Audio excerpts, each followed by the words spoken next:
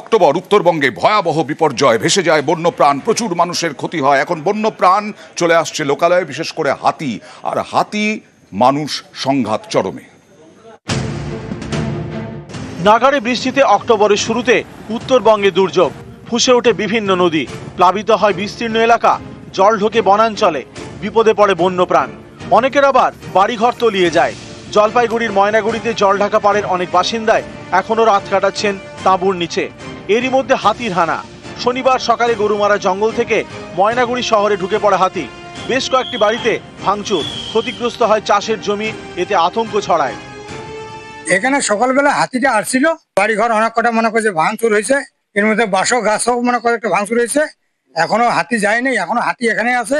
এখন বন দপ্তর আসছে, কিছু করতে পারতেছে না।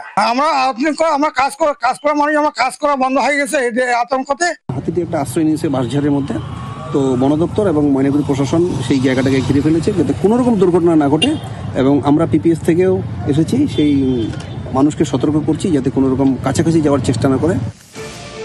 হাতিকে জঙ্গলে ফেরাতে ময়দানে নামে বন দপ্তর, শুরু হয় মাইকিং, সতর্ক করা হয় বাসিন্দাদের।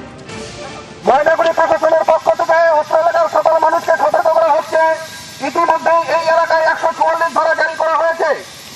যারা এই 144 ধারা অমান্য করবে তার বিরুদ্ধে আইনানুগ ব্যবস্থা গ্রহণ করবে। অবশ্যই এটা উদ্বেগজনক, এটা ঠিক বোঝা যাচ্ছে না মানে কিভাবে এলো একটি হাতি দলছুট হয়ে একা গরুমারা থেকে সম্ভবত এসছে।